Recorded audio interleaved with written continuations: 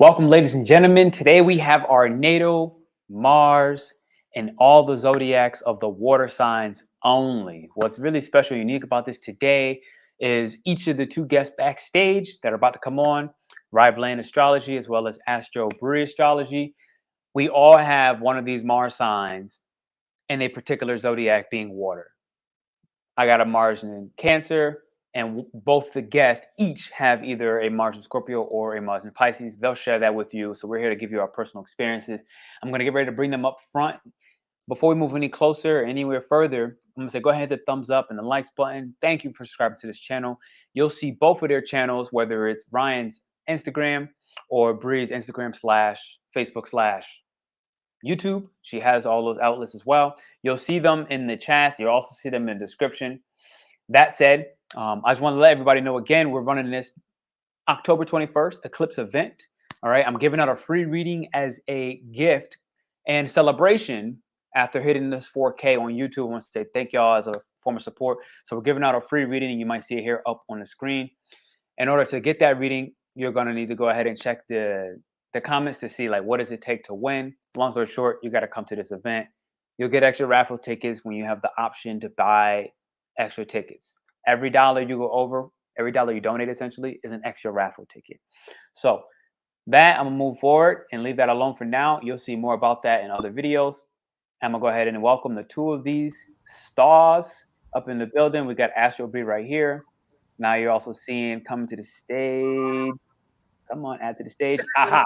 All right, RyBland. So, what's up, y'all? How we feeling? Pretty good. We got this crazy heat wave in LA, so trying to get over and enter the fall officially.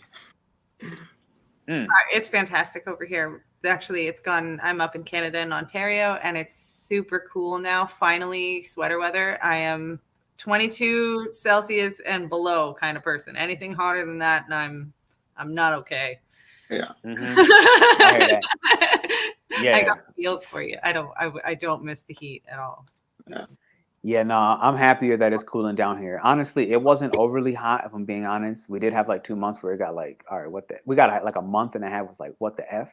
But then, to be honest, the climate where I live is pretty mild. It doesn't really change very much. But it's a little colder now. So I can wear a sweater in the early mornings and the late nights. And then in the middle of the day, it's still hot. So like in a comfortable hot though. So it's nice. Yeah. So we're all water signs. Okay. Who has the Mars in Scorpio? That's me. That's me. All right.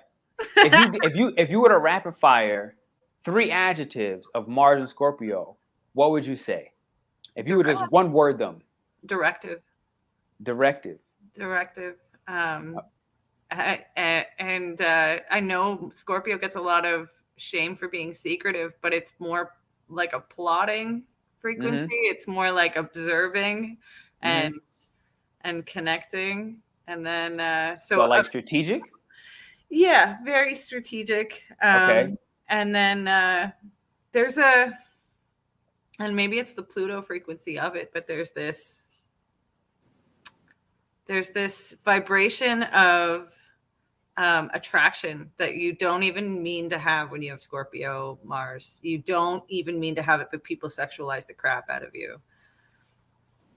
And mine is the magnetic factor. Mine is conjunct Saturn. Even though mine's conjunct Saturn, people still see me as like a sexual threat. Females either see me as a sexual threat, or men see me as a sexual attraction before they see anything else. That's the first thing. With the conjunction, it almost makes more sense to me with the conjunction, considering high powers and high authorities, right? Like a high sexual authority. At bare minimum, you know, if I'm feeling into it right now, like a high sexual authority, but that also when I think sexual authority, I'm thinking creative energy. I don't really, my mind doesn't first go to like physical pounding sex. When I think about like Scorpio, I don't think about physical sex at all. I think more about tantric connection.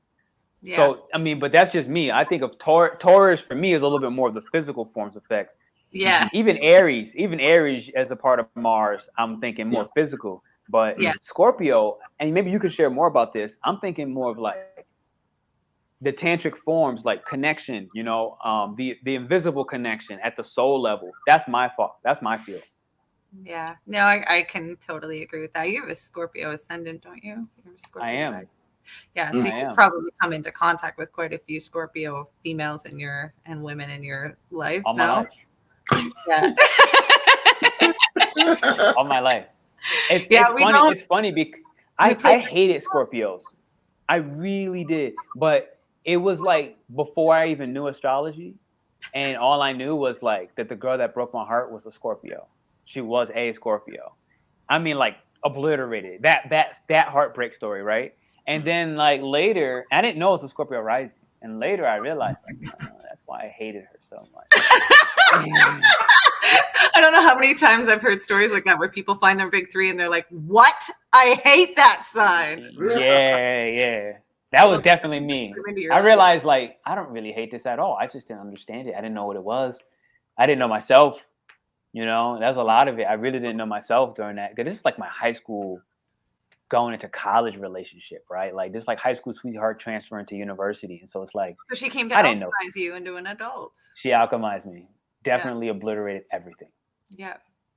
But that's Scorpio energy, I think, is like the final keyword would be the alchemizer. Yeah.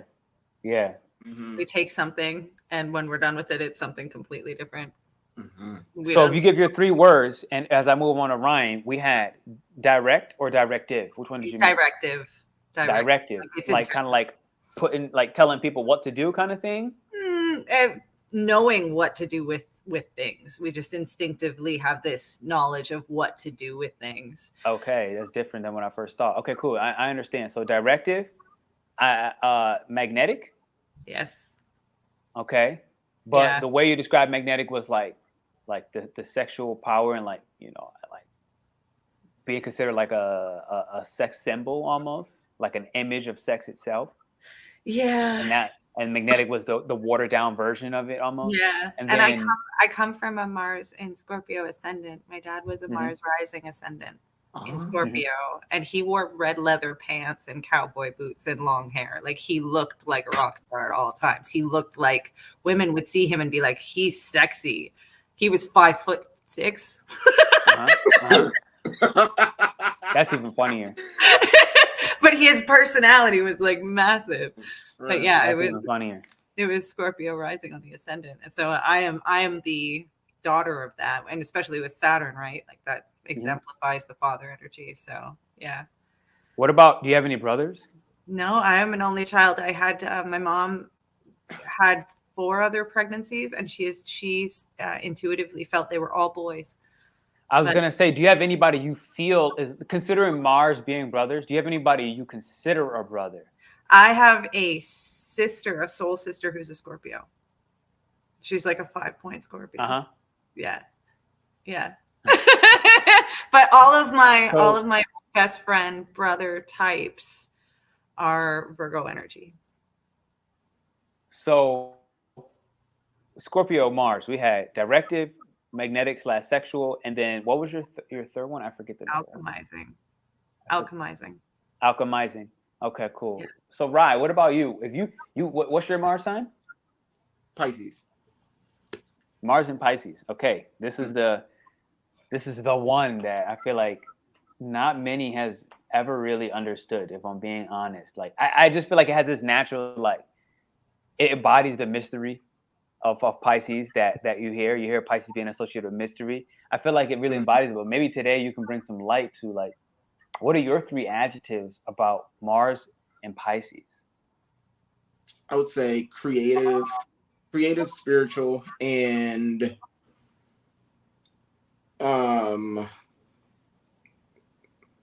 like there's elusive. Creative, spiritual, and elusive. Creative, spiritual, elusive. So and elusive, creative in what way? Creative in a way in which like we're always trying to create in a manner that's beautiful. Like we're always moving in a direction to where it's like, I want to go that way because it makes my heart, my soul feel good. You know what I mean? So I want everything I do, it wants to flow with something that just feels good. And whenever you're doing that, you're always doing something creative. So, and now spiritual in what way? spiritual in that, like, we're always trying to connect outside of ourselves to something more profound than just us. You know what I mean? You get a lot of Mars signs that's like, oh, like, I just want to focus on, like, it's very egoic, right? Like Mars in Leo, or like Mars in Capricorn or Aries. It's like, I'm gonna go here because I'm gonna dominate this, and I'm going to do. People are gonna look at me and say, I did that. Like Mars in Pisces, we can't. I tried it. I can't do it. Like, we are trying to move in a direction to where it's like, I feel bigger than myself, but it's because I'm connected to something that is bigger than myself. You know what I mean? And it goes along with the creative aspect. It goes hand in hand. Like, Sure. So it's like that creativity, that spiritual essence. It's very, and again, and I move into the elusiveness. The elusiveness is all about, we're never going in one direction, right? We're the fish. We're always like going in all these different directions. We're going upstream, downstream. And the funny thing is, I also have Mars conjunct Saturn too. So so it's like, we're trying to be elusive, but then it's like, we're trying to swim downstream, and then something's like, nope, don't go that way. Go back up. Or we're trying to go this way, and something like pulls us in another direction. So it's really weird. But I think elusive in terms of, like, in relation to the world that we're living in. And people tell you to go to school. People tell you to get a job. People tell you to like, do these things that we naturally do in society. Mars in Pisces is like, I want to go be an astrologer. And then the rest of the world is kind of like, how does that work? You know? So Mars and Pisces, we just do things that we want to do, but maybe the rest of the world doesn't understand. So thank you. That was brilliant. I really appreciate that. Definitely brought a lot of insight, because I know a friend of mine that has a Mars in Pisces, and it's really nice to kind of hear what you said and like bring it back to what I know about him personally. I've known him for a long time. So it was nice to kind of see, like, okay, boom. What I want to say for both of y'all now is, if y'all were to tag team Mars conjunct Saturn, what does that look like? I don't have a Mars conjunct Saturn, so I have no personal experience in this, right? So like right now, y'all are my two experts in this. Like, what does Mars and what it stands for, and understand that people listening may not have the same understanding of Mars as you. They also may not have the same understanding of Saturn as you, right? So keep that in mind when you explain your answer. What does Mars conjunct Saturn mean? And specifically, a water Mars conjunct a water Saturn energy. May I? Please. Good. So in my personal experience, when I've seen Mars and Saturn together, there's a karma when it comes to directive. If we don't follow the highest path, we immediately get a kickback from the universe. It depends obviously on the house that it's in. That's gonna and whatever else it's aspecting.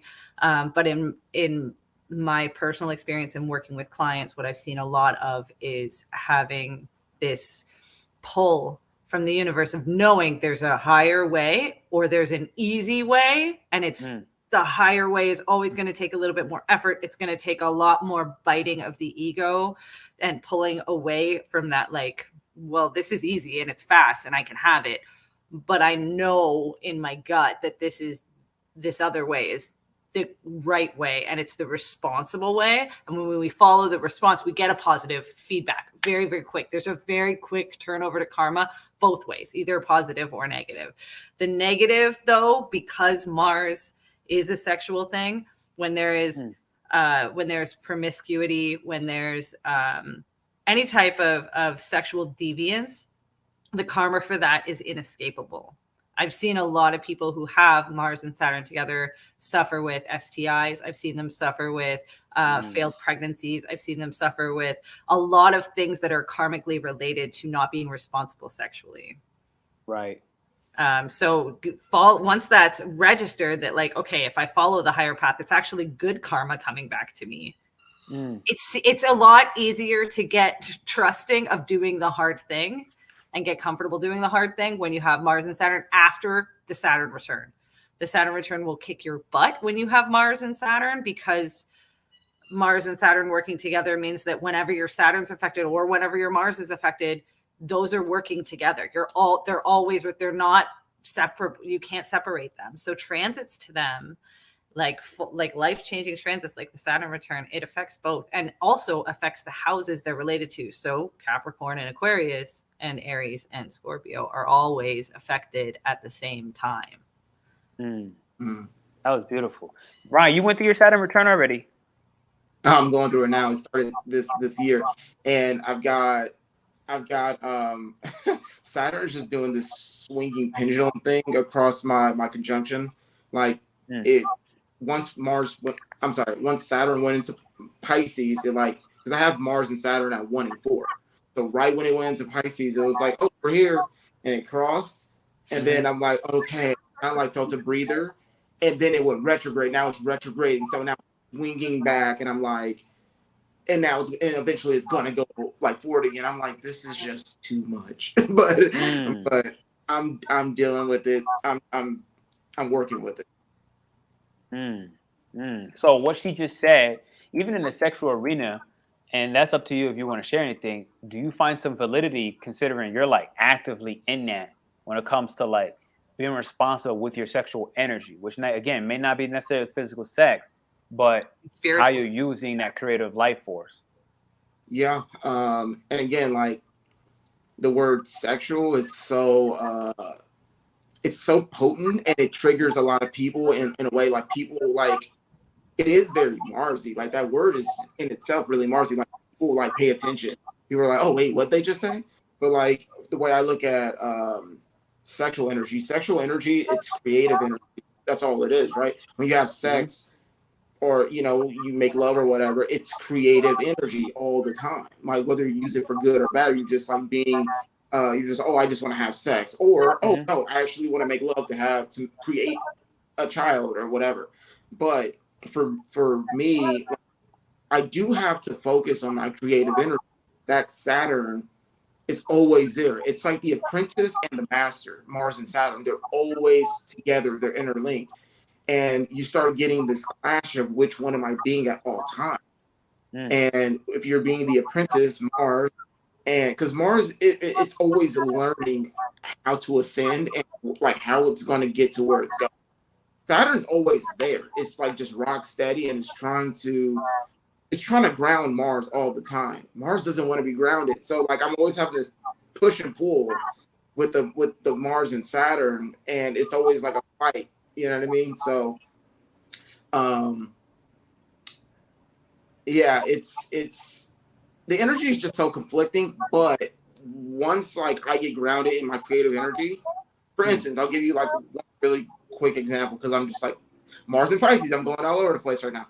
But I wrote a novel. I actually sat down and wrote a novel for like 3 or 4 years, and that is Mars in Pisces conjunct Saturn. You know what I mean? It's like I gotta sit down and I gotta write.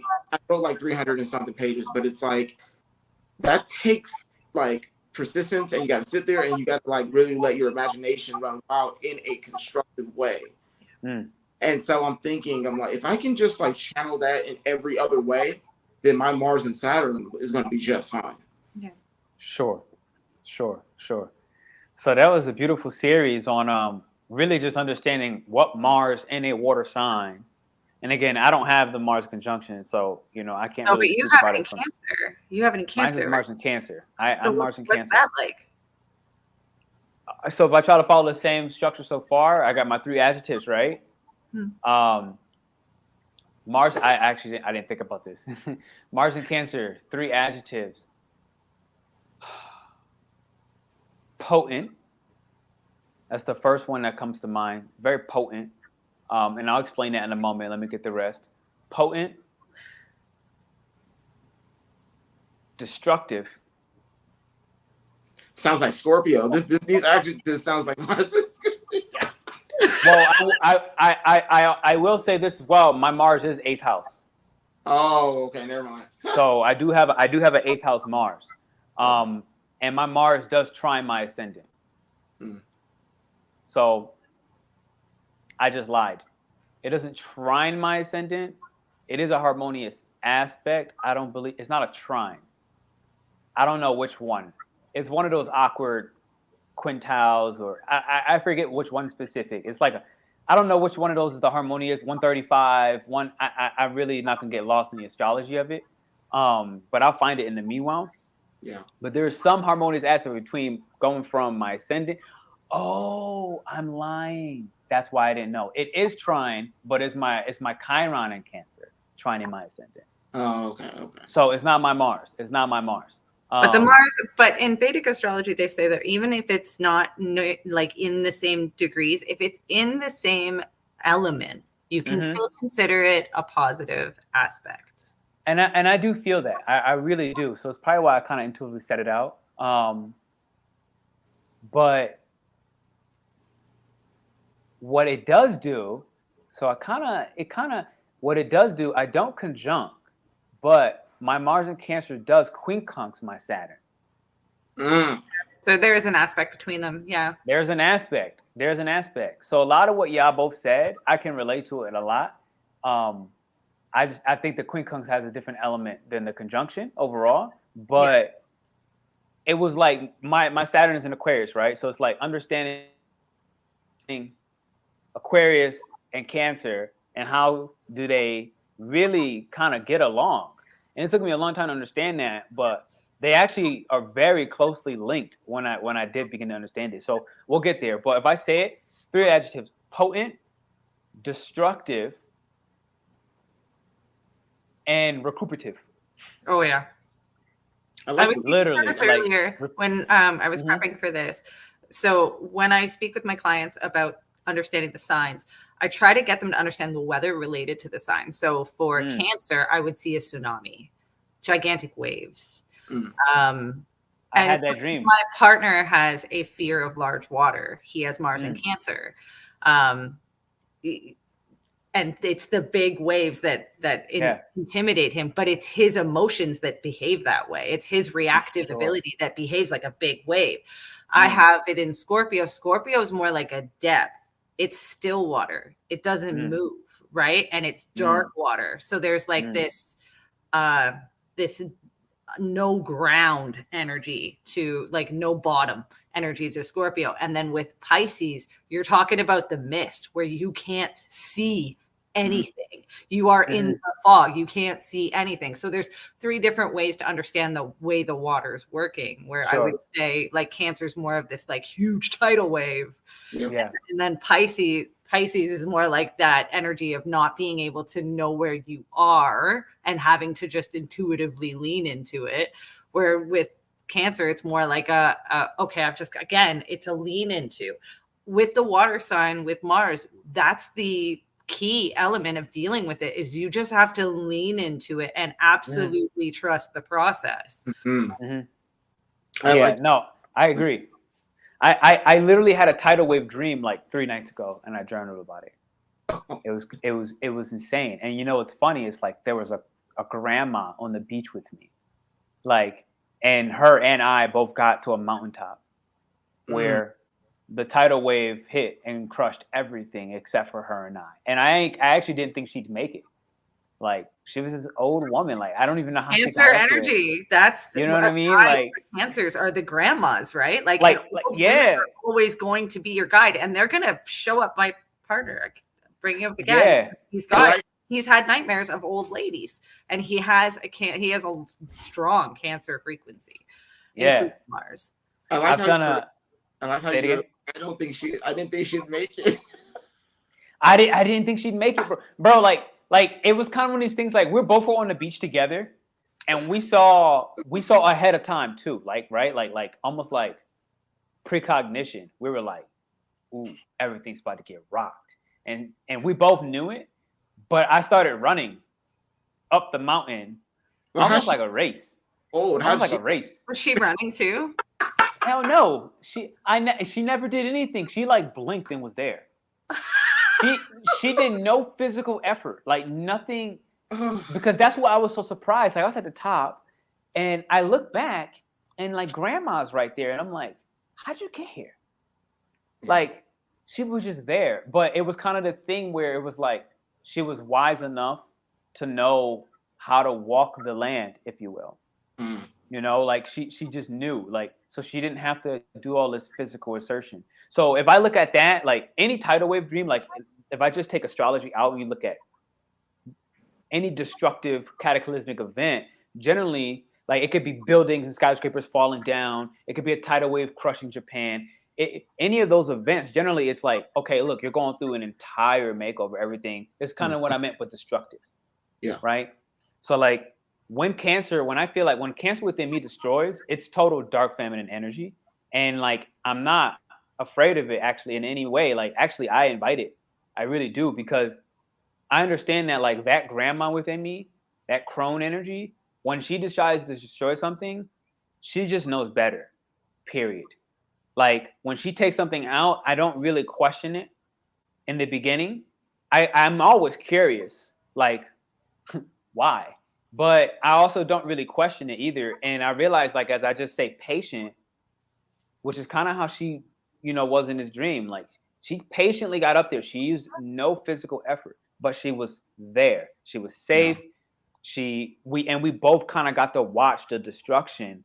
Yeah. And so, but I think of this, the tidal wave really makes a lot of sense, even with the understanding of potent. Because when I said potent as an adjective for Mars and Cancer, it had to do with creating a family, right? Like, you're popping out like triplets and quintlets and whatever they are, right? Like, and like you have this woman who's just like strong and she just keeps popping out babies.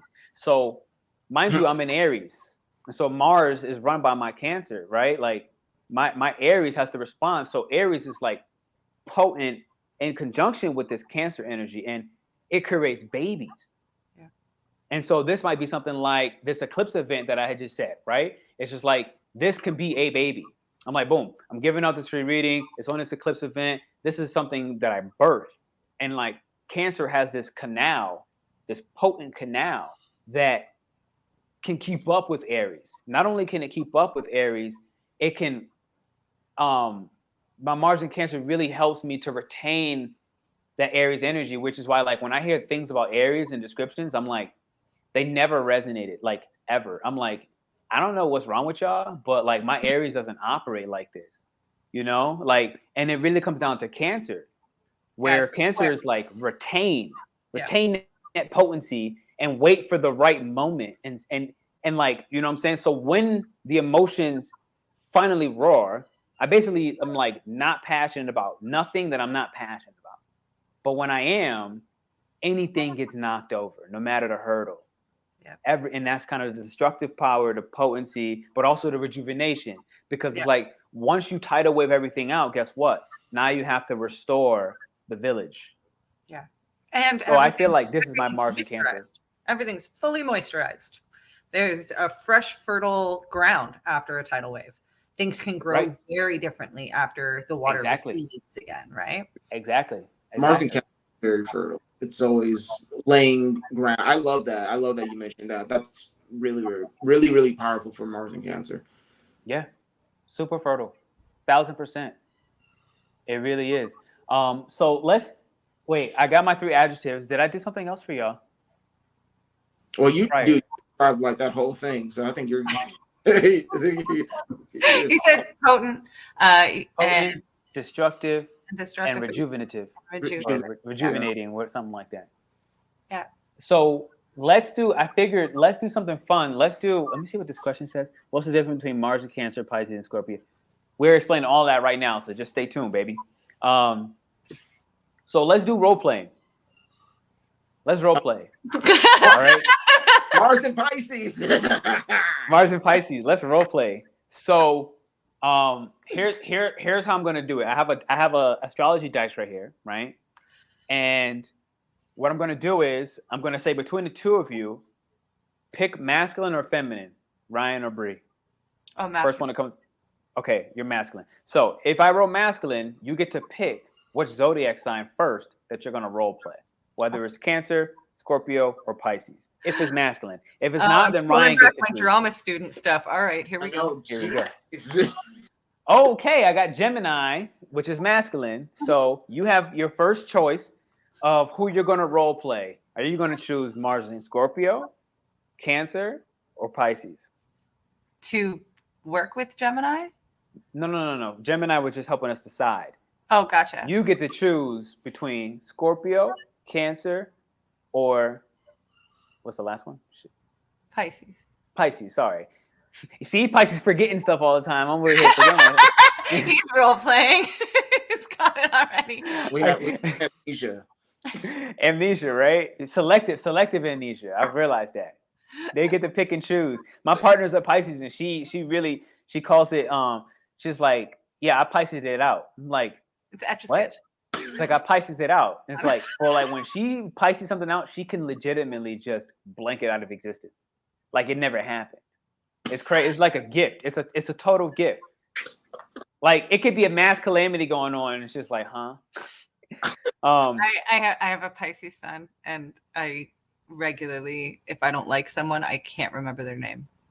You see what I'm saying? That I It's do a that. gift, bro. All the women that have ever wronged me, like I'm like, wait, what's her name again? Dawn. Yeah. I've renamed It's a people's gift. enemies, and I can remember the rename, but I can't It's remember. totally a gift. It's totally a gift. Yo, like when I have it, like when I'm going through like psychic attacks, spiritual attacks, if you will, I call them thou who shall not be named. So like no matter if one, you know, like, and they have like I've like somehow categorized them in my own imagination. It's just like thou who not should be named, dream. Thou who not shall not be named, force. Thou who shall not be named. So I can kind of remember enough about their story, but not them. Yeah. like so I can remember the essence that I needed to remember to not fall for this, but they evaporated. Like they don't exist anymore. So It's beautiful. I love that gift. I will do Mars and Cancer.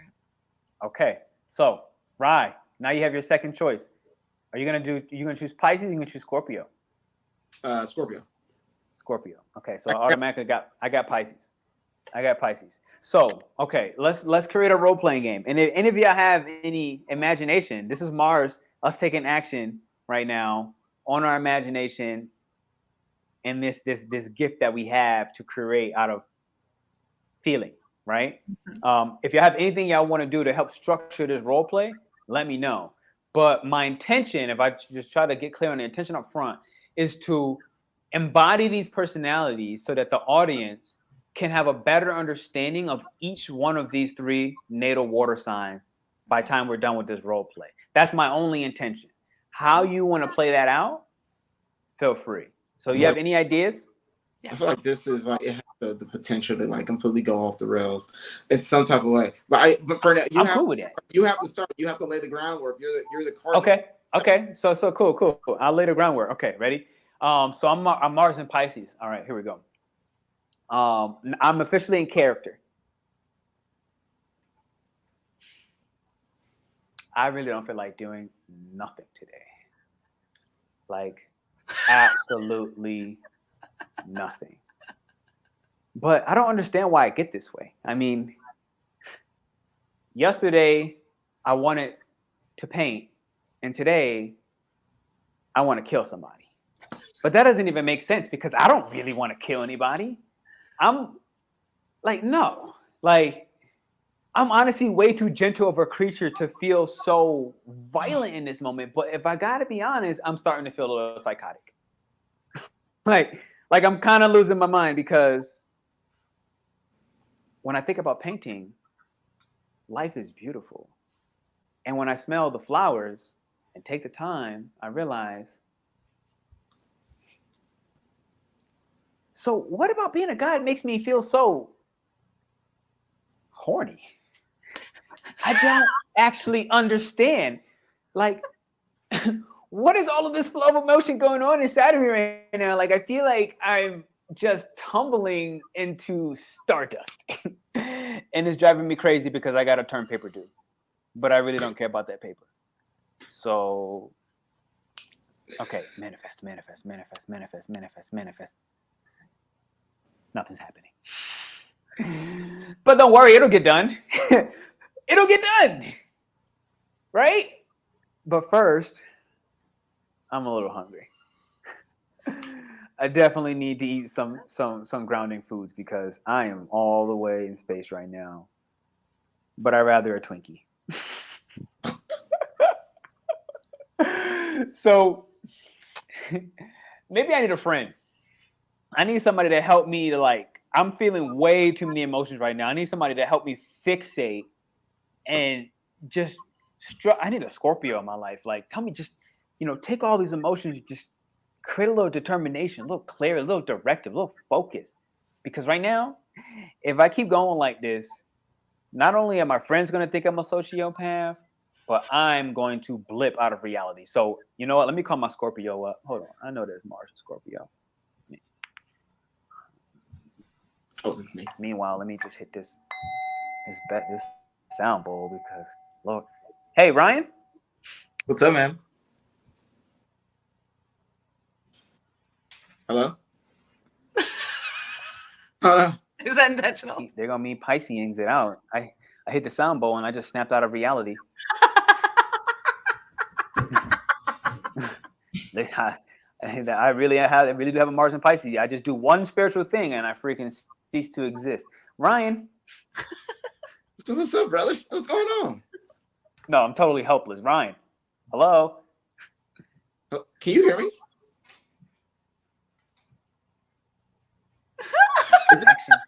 Is this real or no? Like, what's going on? This is a perfect example. It's so no, good. You can hear me, right? What's going on? I'm so confused right now. See, this is why I said this is going to go off the rails. It went off the rails. Can you not hear me?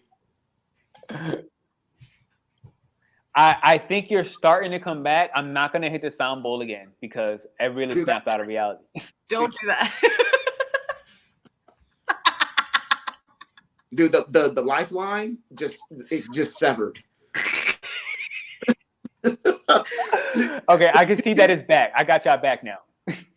Yeah, Bree, you could hear me the entire time, right? Whole time, both of you. I heard some parts. The two of you were just in and out though, from me. Oh, it's so funny, dude. The Mars and Pisces, you started embodying it. Everything went off. It was just like that was good. Like the universe, like really helped you out with that role play. It was awesome. Yo, I think it's way too funny how like I legit snapped out of reality. Like it just disappeared. We were observing. We were like, look, this is good. Like I feel like I have tears. I feel like I have tears in my eyes embodying this role. Like you can see, like the passion is like I'm like crying right now. Like okay, time to turn the Pisces off, dude. So where at least where I was trying to go to my Scorpio friend to help me to really ground and just fixate this emotion into one direct area. Help me because I'm feeling way too enthusiastic, way too passionate, way too emotional. So I called up Ryan, my Mars and Scorpio friend, and I'm thinking maybe he can, just help me to become still, the still oceanic water that Bree spoke about. Because I definitely need some help. Like I'm totally and utterly just in and out of reality, and this is just too much. Like I'm feeling way too much. Can you help me, Ryan? I don't understand what you need help with. I don't know what your problem is. You need to focus on one thing, figure it out, stop bitching and complaining. I don't understand. Every time you call me, we talk about this, and you just can't focus on one thing. I know you don't want to hear this, but just get the job done. Just. I feel really seen right now. No. I can hear you. I can hear you. No, I can hear you. Yeah. We don't start crying. I'm not crying. I'm not crying. I'm not crying. I have a feeling I need to call my Mars and Pisces friend. I've got this feeling something's not right. I'm gonna call him. Pernell, are you okay? Oh my God, Bree. Yeah, are you okay? I felt something was wrong. No, it's something is wrong. I called Ryan. I thought that the tough love approach might work, but it's just not for me. Like it ain't it. How do you feel about it? Like though? he was being mean. But how do you feel about it? Like, what is your body telling you?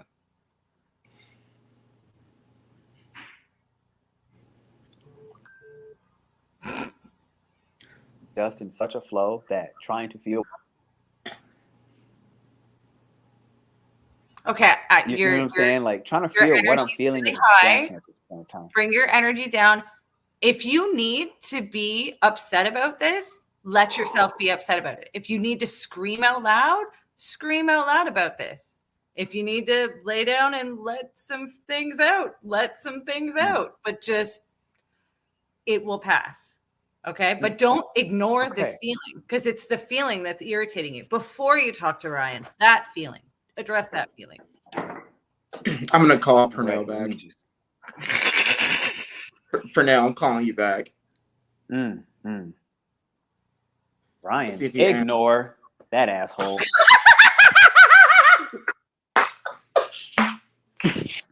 I'd rather just paint because this is so much more peaceful. Let's go call back and apologize after 5 hours. That makes sense. That's the one thing that made sense all day. I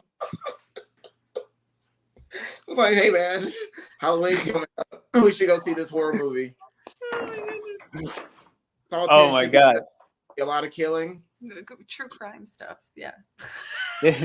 Kesset, don't call your Scorpio friend, it'll hurt your feelings. No, really, I totally enjoyed that. I really feel like we really did that well, personal opinion. Like even to the whole internet connection going in and out and just like Pisces evaporating. like evaporating. So maybe if we brought some clarity and some different angles, I see this comment here from Rena. Shout out to you. Pisces Scorpio is pretty, and maybe Brie can give a better understanding of this, because she has a blend of Pisces and Scorpio, right? She's a Pisces and she has a Mars in Scorpio. So maybe she can better confirm what I'm about to say or deny. Mars and Scorpio can be very straightforward. And sometimes they recognize that, like me as a Pisces, I was going through a transformation. And they can see that transformation in real time, even if Pisces is lost in the sauce. And so, you know, Ryan really kind of just bringing in the clarity of like, look, certain things just have to get done. Certain things need and require structure in order for you to bring it all back in. Because if you can take this divine feminine chaos of Pisces and just slow down, stay still enough, kind of like the ocean, the bottom of the ocean that Bree spoke of, then you can hone that and put it powerfully in one direction rather than trying to always go outside the boundaries, always go outside the restrictions, always go outside the barriers and just feel everything to the point where it crushes you. Scorpio can kind of help reel that in and say, look, like you got to be serious at some point. You know, you got to get committed and dedicated and you know, desire something strong enough that it supersedes the need to just float and feel everything. Let's just focus every once in a while on a particular feeling. Mm-hmm. And what does that make you? What desire does that invoke? You know, how does that feeling make you feel powerful or powerless? Let's say Scorpio. And then if we bring Bree in, you know, the nurturer, Mars in Cancer, who has that ability not only to feel, and Scorpio feels as well, it just has its own approach to how it wants to deal with the feelings, right? But Cancer is a little more like, let me bring in something new that Pisces did not go through yet. Maybe Pisces just needs a calm, gentle friend in the moment. Maybe Pisces doesn't need to, you know, take the tough path and focus on this and, you know, kind of get their head on their shoulders. Maybe Pisces just needs me to just say, I'm here to give you a hug if you really yeah, that's like you know. And so feel your feelings. And feel your feelings, right? Yeah. What we didn't necessarily go through in the role-playing portion of this, if I'm Mars and Pisces, how I feel like I can then help Scorpio is to just remind them that it's okay that they've been burned Mhm. by somebody really close and intimate to them. And that if they really want to access the depth of all of their feelings, that forgiveness, key word, is what I can help them the most, because I can feel what the collective is feeling. I understand that forgiveness comes in many shades of gray, right? And it's like forgiveness can look like this today, it can look like that tomorrow, it can look like this right now. And it also could just look like allowing yourself to cry like a mop all over the place.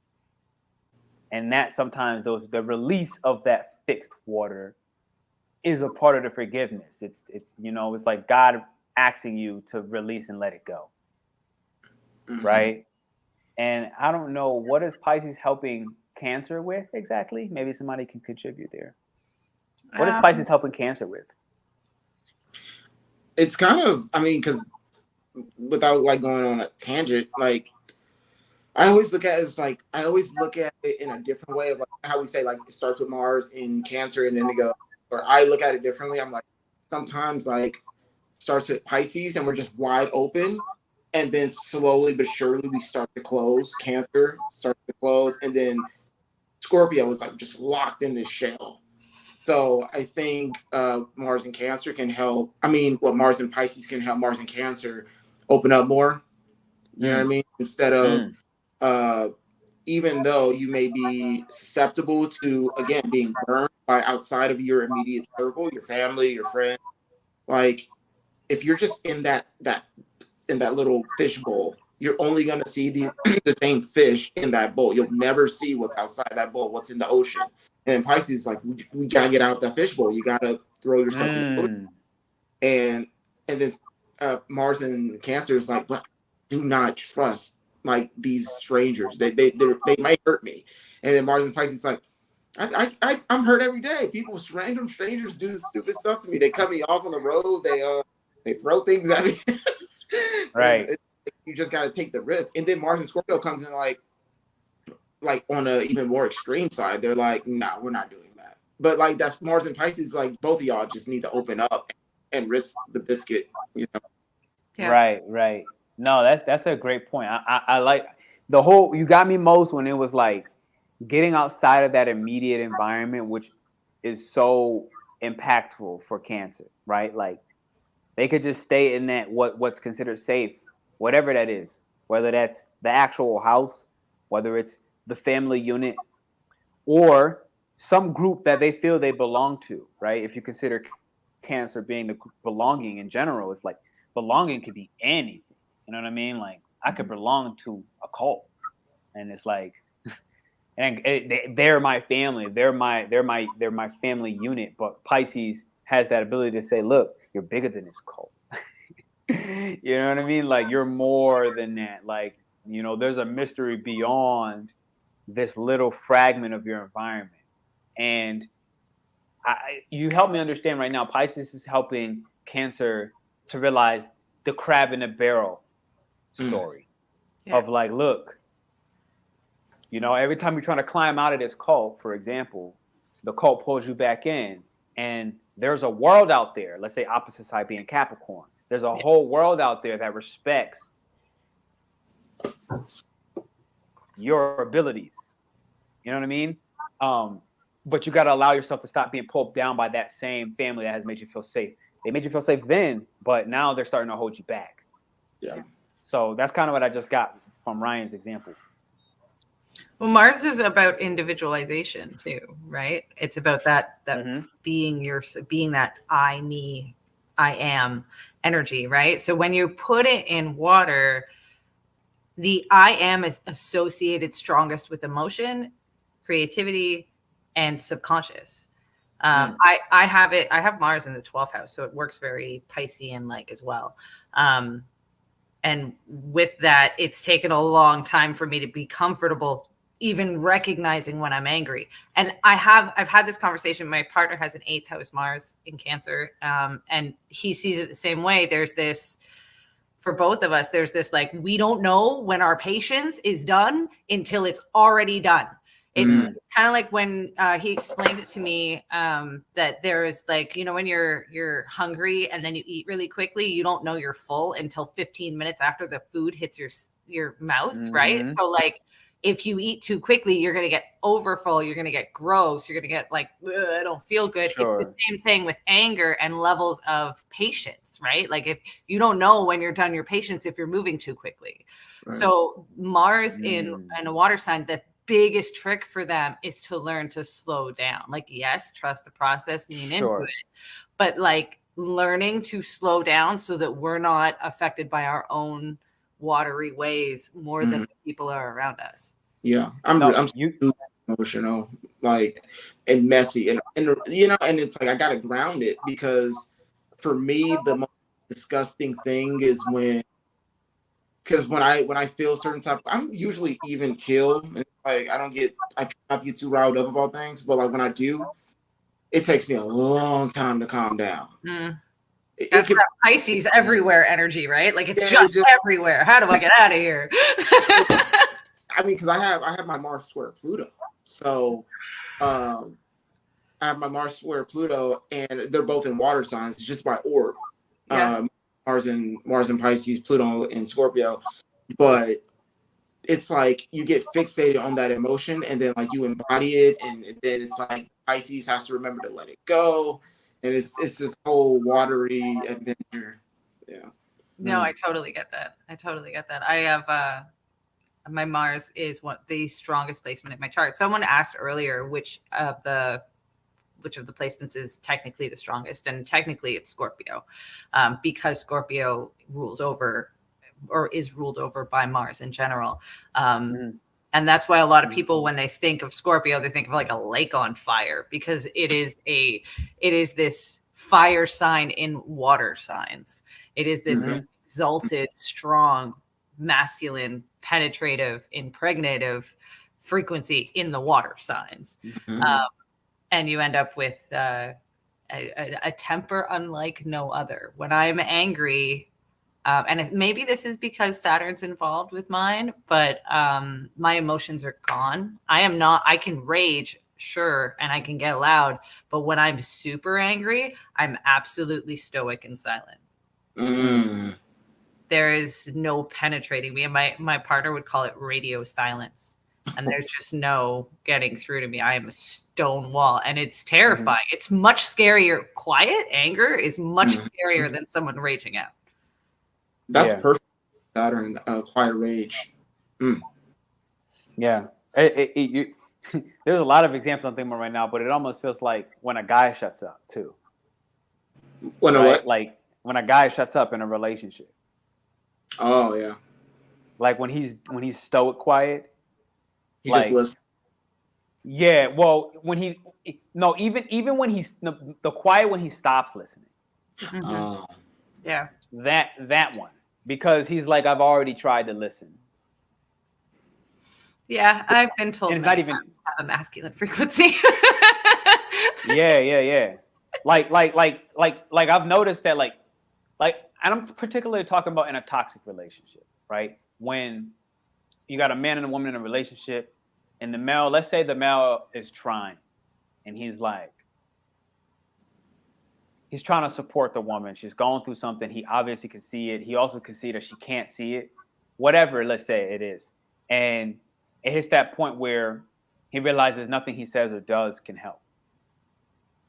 And then it turns around where, let's say the woman starts to attack him and makes him the enemy, even if it's her coworker, right? It's that point where, like, when a male decides, here's a point when a male decides, I'm just gonna leave. Like, even if that's just on the day, like, I'm gonna go outside because there's nothing right now. Nothing's coming. Not through. even nothing's coming through. It's just dead, and it's dead in the water. And it could be, that's just an example. She could have been mad at him, and let's say, for hypotheticals, that she actually is at fault, but she doesn't realize that time when a male gets silent. Oh, I've had this experience with my kids. because kids don't have the emotional intelligence built in from experience to know when they're going in circles or when they're hitting a wall or anything like that, and when they're being, unproductive in their argument. There'll be points, and I had to go to therapy to deal with it, because I was like, this isn't helpful. This is something that I very much got from my father. He would get angry and he'd get loud, and then he'd stop, and you'd get nothing out of him. He would become a stone wall. And I started doing that to my kids in my younger mothering years, and it was absolutely counterproductive.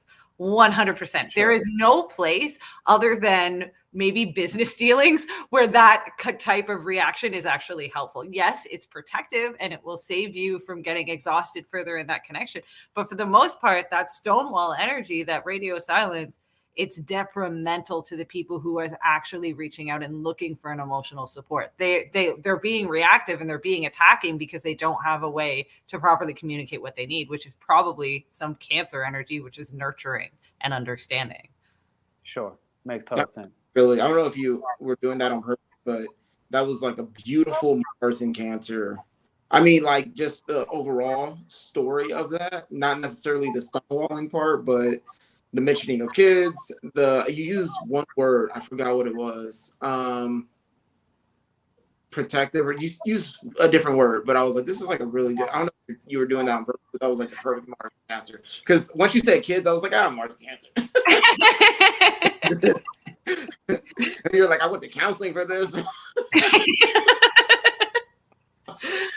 It's like, this is Mars and Cancer in the 5th house right here. Okay. Yeah, I learned. You learn through parenthood just how important your handling your reactive ability and handling your Mars energy is, because that's where it can cause the most irreparable damage is onto the generations beneath you, right? So sure.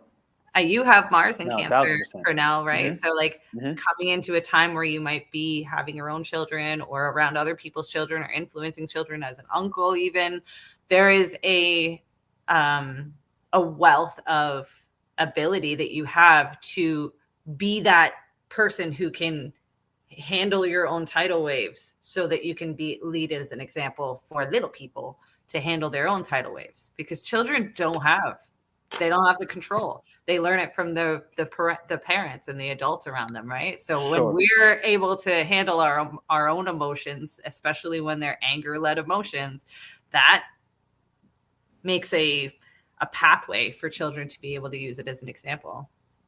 Sure. No, 1,000%. I would even say, like,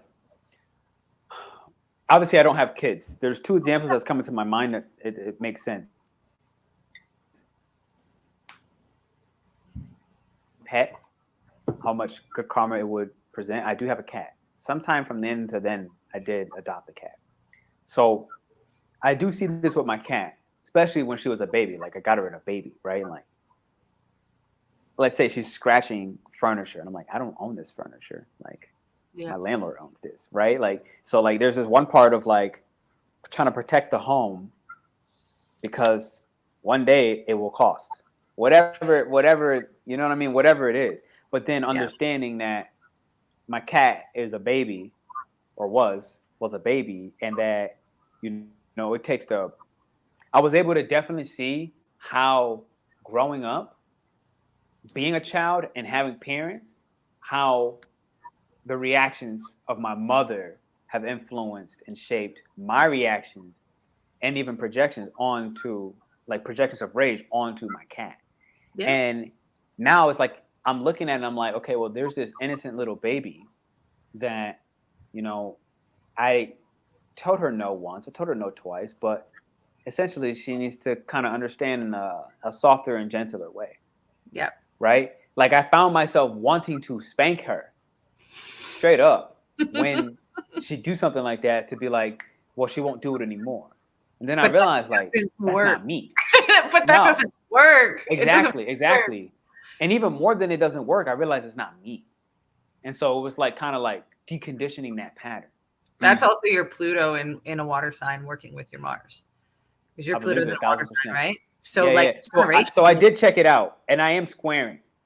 Yeah. So generationally, when Pluto is working in the same sign as the Mars, these are the people who are actively changing the power dynamics in their lives in this generation. Yeah. So like if you meet a boomer who has a Aries Mars, that's someone who took what they experienced as a child and alchemized it and changed it and turned it around and made it, because that's Pluto, right? Pluto's like a big brother to Mars. It's like the higher octave of Mars is Pluto energy. And when you have a generation like ours, the millennials being Pluto in Scorpio, that's our job, especially when we have Mars in a water sign. Any Mars millennial water sign is dealing with changing the temper and the reactive ability. And that's why our generation has the highest HPV rate than any generation that came. It's like 80% in North America of millennials have or having contact with someone who has HPV. And that's a karma of sex. And Pluto and Scorpio are sexual, and Mars is sexual. So you've got probably like at least 40% of people having a Mars water sign. And they're going to have interactions with all the other signs that have, you know what I mean? Like it spreads pretty quickly. And it's one of those shame things too that we don't talk about. It'll be the generation that comes after. It'll be probably the Pluto and Capricorns that end up having to deal with that repercussion and come up with cures and come up with fixes and the rest of it. That's super interesting. Super duper interesting. I feel like what resonated the most with what you said, if I think about my Mars and Cancer, is like tempering my reactions. Like the most potent thing I've understood about Cancer as a whole is that it retains and that it can restrain and restrict, especially emotional reactions. And I started learning, like, if I can restrict in a direction of choice, then it's like things became very powerful. Like everything that began to be created became very, very potent, very powerful. And ultimately, it really started by one kind of becoming aware of like, what were my instinctive reactions? Like, how did I react when I felt shame or hurt or guilt or regret? What was my natural, automatic, I didn't think about it response? So once I started becoming aware of that, I started realizing, like, again, it's not me. I don't even want to behave like that. Like just kind of recognizing that, like, I don't even want to behave like that. That's the Pluto, right? Changing it up. Pluto being like, no, we're done. We're not doing this anymore. Yeah, like it's like this don't even make sense to me. And so taking that, and then again, mind you, I'm a triple Aries, Sun, Moon, and Mercury. So I mean, they all work like one thing. Like my mind, my reactions, and like my own individual power are like one thing among what are the extra adjectives, but they all respond to my Mars and Cancer. Well, that's why you're doing the job that you're doing, and you've made the platform for yourself that you've made so that you can become the alchemizer. It's happening, and I'm telling you, like, it's potent.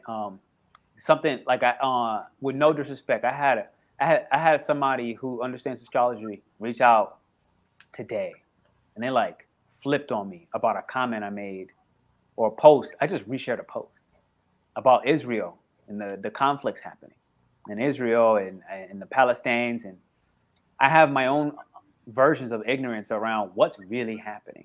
At the end of the day, I'm like, look, I'm just praying for them, whoever is involved in the conflict. I don't know the specifics.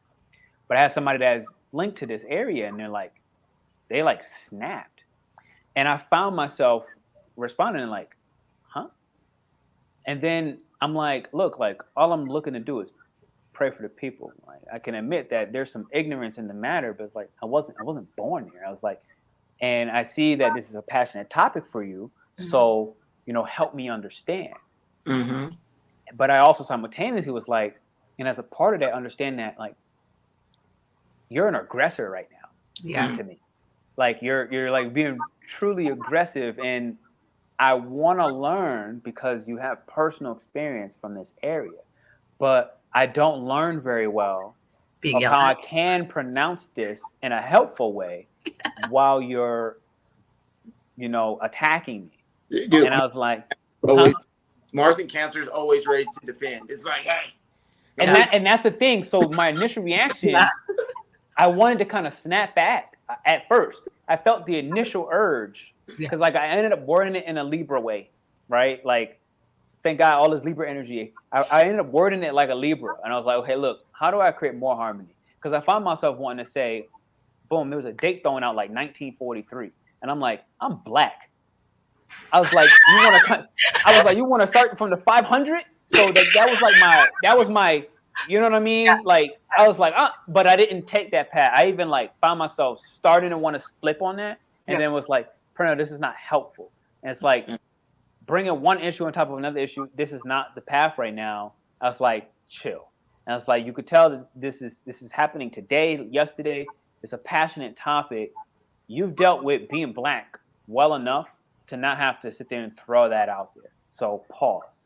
And I think this is really when my Mars in Cancer kind of really started with the retaining of the initial instinct, the initial impulse to destroy in this instance. Because I'm like, I'm being attacked. But it's like, no, actually, because you understand your emotions, you can't be gaslit into responding in this way because you understand your emotions. You don't feel this. These are her rage moments. Yeah. So it's like, that's what a little, again, cutting away of those generational responses and reactions, Mars and Cancer, allowed me to kind of switch the narrative. And ultimately, when I look at it, I'm like, I'm probably going to invite this guest instead. There it is. Speak about the channel because you have the personal experience, and I have a platform to raise the awareness and bring peace, and which is what I want to do in the first place. Yeah. Right. I got some so you said your is your Chiron in Aquarius? It's in Cancer. It's in Cancer. Yeah. What's your quincunx about again? It's Aquarius, Saturn Aquarius. Okay, Mars in Cancer, quincunx, Saturn in Aquarius. Just like that whole thing where you turn the narrative around, where it could have been so easy for you to either flip out or continue in ignorance, like you already. I don't know everything what's going on in this situation, but I'm trying to learn. Like you took the necessary steps to flip the narrative, and I was just thinking about, because earlier in this talk, you were talking about the quincunx you have between Aquarius and Cancer, and I was just thinking, I see this is how my mind works. When I hear scenarios, they start clicking in like sometimes astrological forms, but I was like, oh, that quincunx, because people how do Cancer and Aquarius get along? This and that. Right there, you're like, I want to learn about, like, I'll bring you into this intellectual discussion or whatever. I'll bring you into this family. We can have a talk about it, and we can, like, I don't know, like a safe space. You're being above the emotional responses. Yeah, sure. And that was very, in my opinion, Aquarian. It was just like, going to be above the pettiness or the destructiveness of emotional responses where, oh, we're just going to blow up at each other. No, let's like actually come together and try to understand one another. Like, so in a very weird way where that usually does not happen, like that you kind of form that in. Oh, I might bring them on the show, and we'll like talk to everybody about, you know. That was it. Like, and you know the funny thing, I kind of heard that little voice early. It was like, it's obvious that she does understand what's happening. Like, that's the person you bring on the show to spread the awareness, because I'm not gonna ever be able to do. I'm not even as passionate about Palestinians to go ahead and do that with authenticity. I'm passionate about peace and harmony. Right? And so somebody else has this expertise. I'm not going to try to overstep my boundaries and then go deep dive into the history of the Palestinians, the Jews, and this, and like, it's not my focus. Like, my focus is way more universal, but this counts as a part of the universe. So, well, Mars and Saturn are going to be aspecting each other very soon. Aren't they? They're kind of right now, but Mars hasn't quite moved into Scorpio. So once it moves into Scorpio, then we'll be activating the trine between Saturn and Mars again. And that's actually happening like on the eclipse that's coming. Like very soon, yeah. Yeah, we're very much getting into a place where we can have that diplomacy be an objective directive. Right. Like, and that's really what Saturn and Mars can, the best version of Saturn and Mars is directive debates of fairness and equality and finding things that are even and considerate and detached, because neither Mars nor Saturn are naturally emotional. They can be emotional depending on what sign they're placed in, but they're like you said, they're a sergeant and the little warrior that follows up, right? Like they are not this, they're not Moon, they're not Venus, they're not Jupiter, they're not things that attach to other things. They're things that direct and attack things, right? So these two working together through these water signs, we're about to step into a place where we're going to see some pretty serious situation shift about the way things are going. It's an excellent time to have a conversation like that. So I think what's also here is what's super important about Mars, right? Like if we had used that same example, that like in one of the mythologies, it's like a farmer. Yeah, it's the green man. It's the green man. It's trying to create peace and like fertile crops. Yes. Right? Yes. And like even the part of the god of war is like it's the god of war to create peace. And so it's like, look, certain conflicts can occur. So let's say this last, direct message conversation is a conflict, right? And it's like, well, the actions, if I think back to water signs, like, because I do have a Mars in Cancer, right? It's like I'm feeling all of the emotion and the rage and the anguish and the, just the anger of this person off the rip, to the point where it felt like I was angry. And it was just like, yeah, but I have actually already did my breath work this morning, and I've already meditated, and I've already did yoga. Like, right? Like all these things happened before my conversation. My phone doesn't even come on before. So my point of saying that as a backstory is like, I've created my own peace today. Yeah. Right? Like at least for the morning, my peace is already met its, harmony. And so it's like that, when I think about Mars and water, is taking action, Mars, on creating my own peace internally, my own emotional space, before I interact with the universe, before I interact with the world. So if I think Cancer being a selfish sign, it's like I selfishly took care of my own emotions. And this is one of the things of a Mars in Cancer for those of you who have it. And by doing that, it becomes that much harder, where I do have a Chiron in Cancer. This is true. So it's like, as a part of this, I will almost always have these emotional attacks. I always experience people's most misunderstood emotions, always. Yeah. But the Mars in Cancer is also helping me take action on, well, I just need to make sure I do this. If I didn't do those three things I said prior, if I didn't already stretch and do yoga and do my own breath work and do sound healing for myself, she would have consumed me. I know it without a doubt, because I wouldn't have had the time to reflect on, here's how I'm waking up and feeling right now.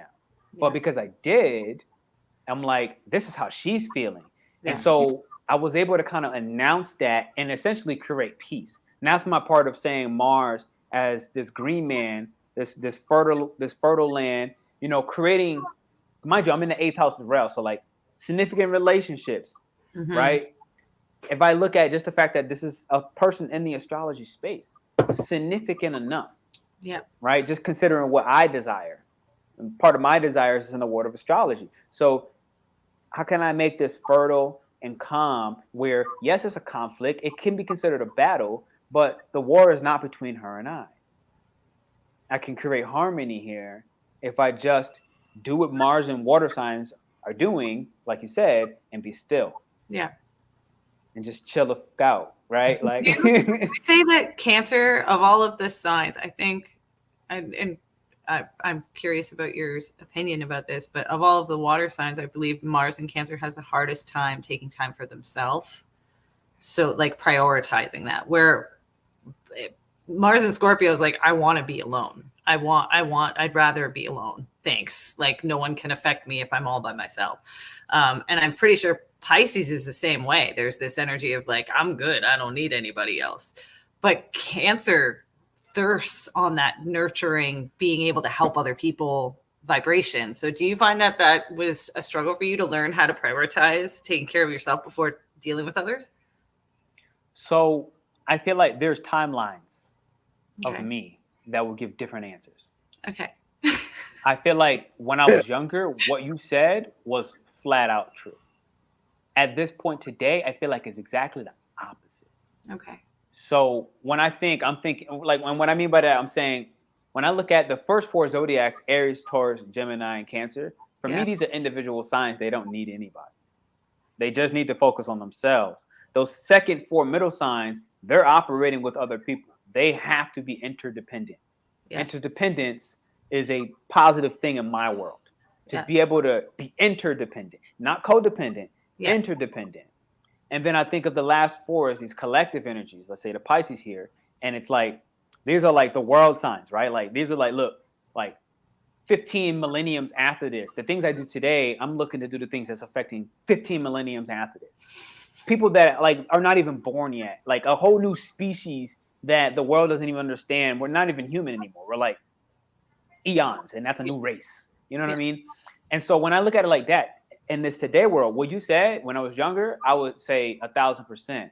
But then when I look at Scorpio and how I understand it today, it's like it wants that interdependence. It oftentimes takes that solo route when it's more afraid of rejection.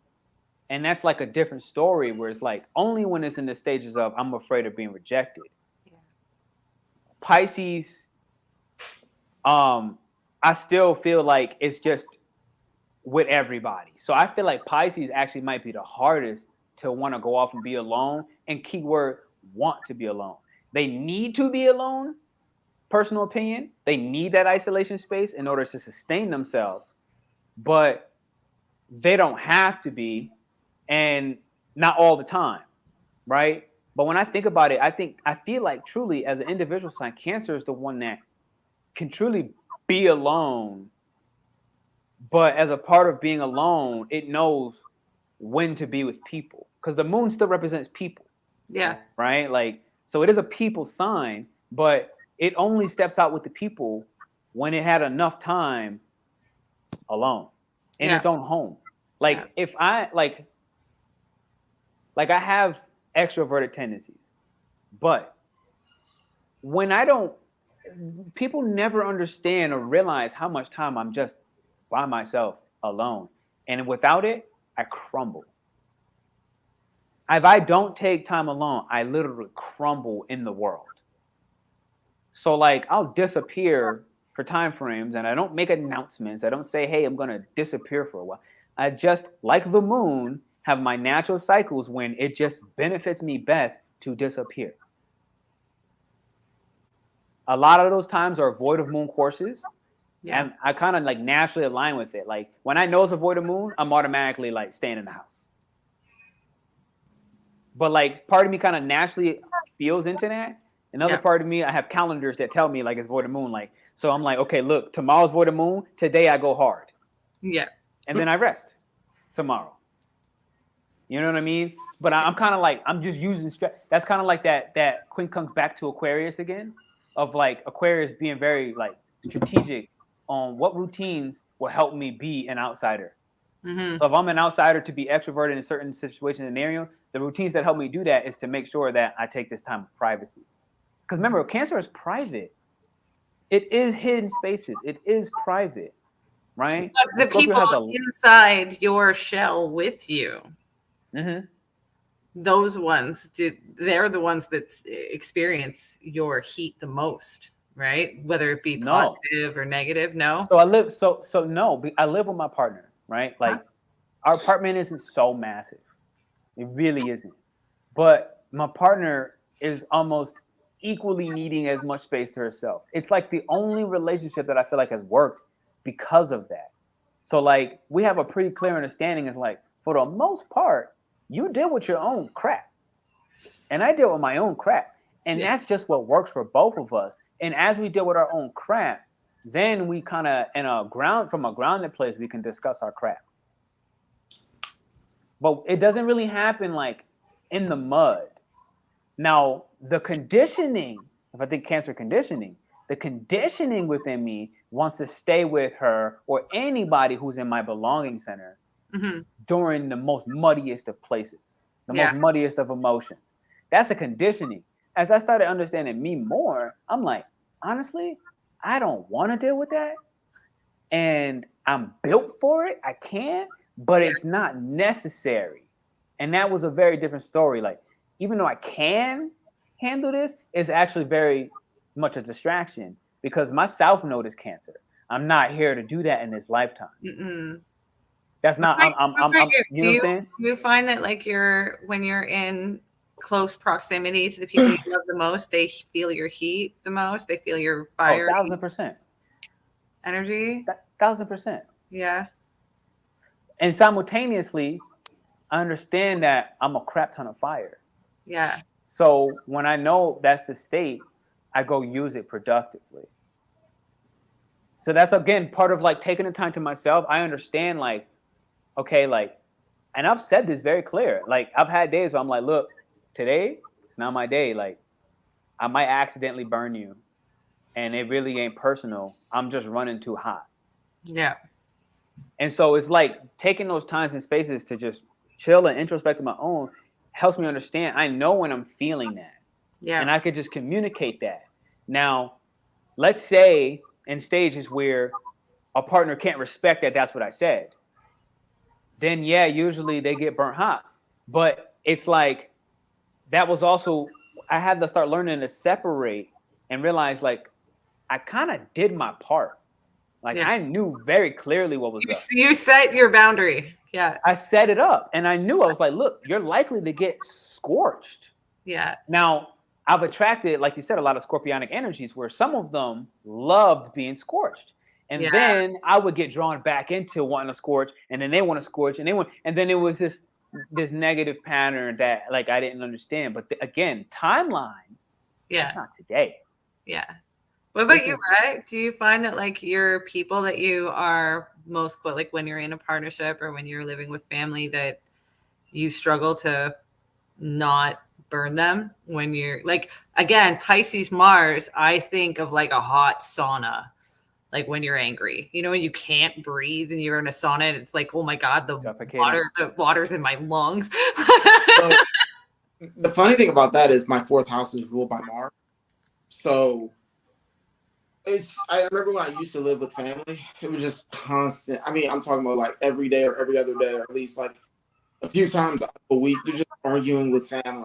And it's funny because like when I moved away and I got my own spot and everything, like everything's back to normal and you love your family again. And it's like, oh, I haven't fought with them in 2 years. It's great. But yeah, like when I do realize, like me and my brother, we have the most toxic brotherly relationship. Like I remember we used to get along for like too long, and then I started getting paranoid. I'm like, this is going on for too long. Something's gonna happen. And then like 2 days later, we're arguing and fighting and stuff. It's like, oh yes, okay, good. It's like subconsciously, things are back to normal. It's like that's not good. That's just toxic.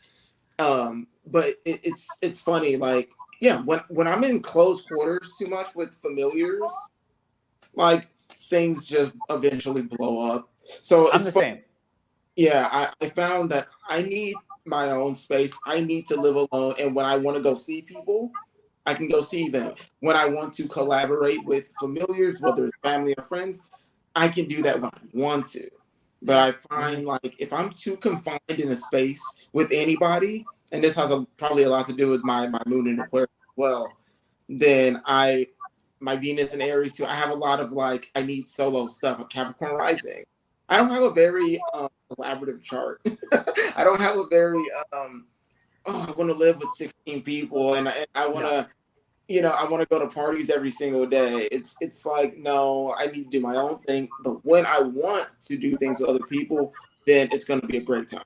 And it's going to be a big thing, right? Because your Aquarius energy on the moon, you probably have like big social settings, like probably like going to conventions and things like this. Right? Oh yeah, like Norwalk. I was telling people that whole weekend. I felt manic that entire weekend. It was just like nonstop. Just I'm gonna go talk to that person. And I was just initiating all of these like conversations, like, and people knew me the next day. Everybody knew me, and I'm drinking and stuff. And then that would make me so tired. Like my Libra moon's like, no, so many people. When I got back home, I like the come down was really like But when you're there, you're just like straddling in the atmosphere. You're just like, this is awesome. So yeah. Mm-hmm. So here's a question I think could be really like one of the last big ones we can cover. Which of the three signs, Scorpio, Pisces, and Cancer, is more deeper or more deeply psychic, intuitive? Well, I think when associated all with the Mars. water sign Marses are more intuitive than the other Marses, because intuition is ruled by the water. But I think each has their own strength, and it's just a different thing. Scorpio is going to tell, it's a human lie detector. People cannot lie to me.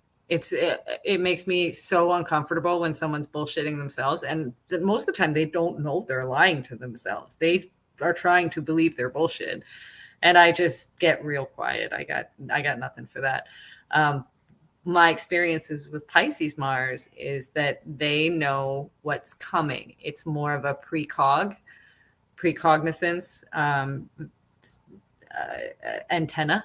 Mars is very much like an antenna, being able to feel what's coming in the water signs. And then with Cancer, there's that empathetic extremism where your feelings are my feelings. And I'm going to feel your feelings 10 times louder than you're feeling your feelings. So, Yeah. you know, especially like you mentioned, Pernell, you mentioned that like when you feel like when you were younger and you felt like somebody was going to leave, I think it was you that mentioned it.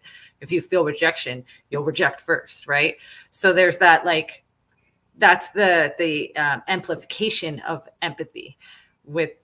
So I feel like they each have their own thing, but there's no one that's more than other. I just think that the water signs in general are more intuitive than any of the other Mars placements.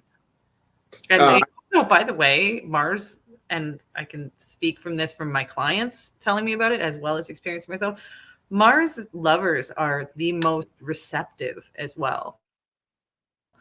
Whether it be Cancer, Pisces, or Scorpio, there's something about that psychic ability tied into the passionate ability to make creative elements in sexuality that makes sex with water signs, water Mars, is a whole different level. Like it's tantric. It's tantric. It's true. Don't blush. No, I was gonna say, like, I love how the Mars and Scorpio, like, I love how you emphasize that a lot. I love it. But I agree. I don't see, and this is another thing that I really like that you mentioned. In astrology, like, we have sometimes a tendency, or at least like some people, to be like, oh, is this one more than this? Like, which one has a higher this and that?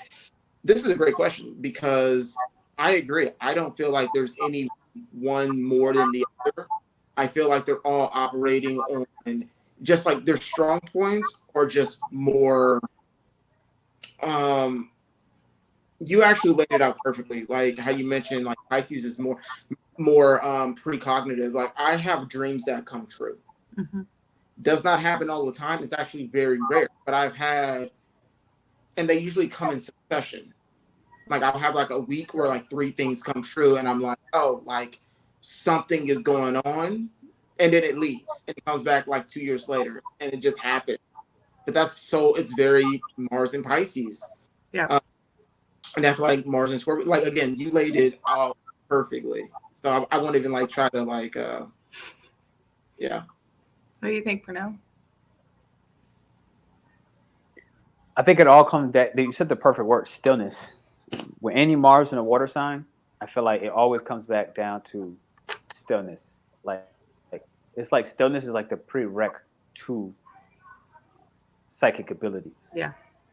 Because I feel like with water, when I look at who is the most psychic of the He's breaking up. Breaking up. fire. Somebody was like, "Rrr." I know. Somebody hit me with the "Rrr." I don't accept this. I don't accept this. No, really though, when I first look at like who's the most psychic, it's fire for me. And the reason is because of like fire and is linked to instinct. Yeah. Like when it responds, it doesn't think. What makes water psychic, and I would even say have a extended psychic ability, even beyond fire, is the fact that it's receptive. But again, receptivity requires stillness. So it's not always immediate. I would make an exception for Scorpio because of its link to Aries and Mars on the other side. I would say Scorpio is a little bit different in that, but Scorpio is always battle ready. You know what I mean? Like it's always expecting shock and trauma to some degree. So it's already in this heightened state of a little anxiety because of the tower energy, you know, of Scorpio linked to the tower and its connections of exaltation and Uranus. It's always expecting shock, where that can kind of create the shock as well because of the expectation. There's like a self-fulfilling prophecy. But again, for me, that's kind of like its outlier in its connection back to Mars / Uranus / Aries. But when I look at elements itself, for me, it's instinct, which is psychic. It's like you don't process anything. The action is immediate. So when somebody lies, I don't even need to like look at you weird. It's like we just don't care. That's the difference. I feel like the fire is like we don't try to look deeper into it either. It's like, well, you lied. Yeah, see, that's the Scorpio goes like oh well, like that's on you. You're lying, but what can I utilize that for now? Like, oh, you just see what I'm saying? Like, there's no ulterior motive that comes. I think that's what the difference with the Scorpio happened. I'm seeing 8 people watching for Scorpio's number right now. I think that's the difference. Like fire signs, when they witness it, it's just like, well, that's on you. Like it really ain't got nothing to do with me. And it kind of ends right there. Like Sagittarius might be the exception, where Sag will play on that lie.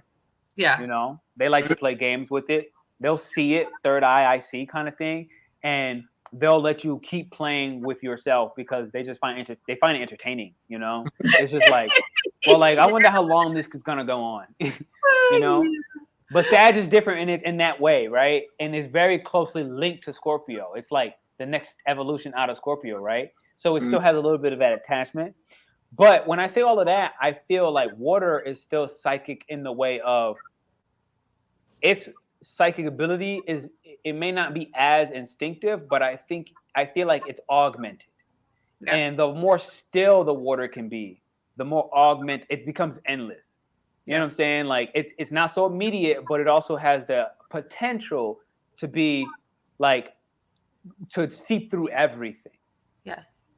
You know what I'm saying? And I think fire is just not so focused on that. It's just like, look, this is what I needed for now. And now is the moment that matters. I live in the present. Yeah. You know, it's like I live here now in the moment, in the present, and that's my instinct. So if I get back to it, I feel like as for who's the most psychic, I really, again, I kind of go right back to what Bree said. It's like all the water signs had that ability with, and I feel like at that point it starts to work into what are the aspects that conjunct, you know, square, all that other. I feel like it goes into the rest of the chart. You know what I mean? Like you got Mars touching on Pluto. It's like, okay, well, look, like, you know, it's a very different story, right? You got Mars touching on Neptune. Okay, like these are very much more potent. It doesn't even matter if it's water at that point in time. It's like Mars with Neptune is gonna be there. Yeah, so psychic ability. That's kind of how I see it personally. It's all about, can the water sign take enough time to be still and introspect? That for me is what heightens the power of water.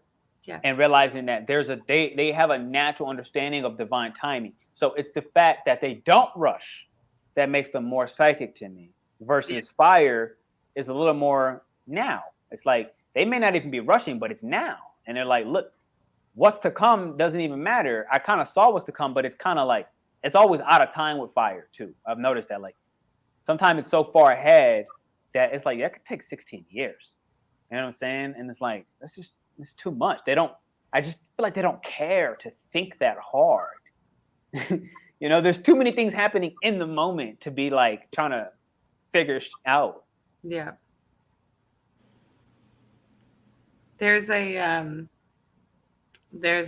interesting pattern with Mars in water sign houses too. So the water sign houses would be 4, 8, and 12. If you have Mars either ruling or active, like the planet itself active in any of those houses, you've got another psychic layer onto your chart as well. You mentioned that you have Mars in the 4th house, right? So like you have a Mars ruled 4th house. So that being said, there was always a push for you to look inside and ask yourself how you're feeling. Like internalize that fire energy, deal with it all by yourself, right? And then if you've got it in the 8th house and I've got it in the 12th house, so all three of us have a Mars not only in a water sign but in a water house. And that's probably why all three of us are professional astrologers too, right? So all the occult. Give me all the occult business. Yeah. No, because like on some real like, and that's the irony, like, I do believe that double layer, especially, we really do see. So like if I take it outside of astrology for a moment, in elemental magic, water is the occult part of fire. Let that sit and digest. They look the same. I've always noticed that a wave and a flame, other than the color, the way that it moves through air, the way that it's reactive to the air around it is very similar. Water is the occult part of fire. So it's like when you want to tap into fire, but let's say you don't know how, but you know how to work with water, you can get to fire from the hidden insides through water. Now, again, if you look at it from an astrological standpoint, it's like water and fire have a tougher relationship. But this is one lens. Yeah. You know what I mean? This is one lens. Water and fire you can wear different goggles. Water and fire makes steam, and steam moves things.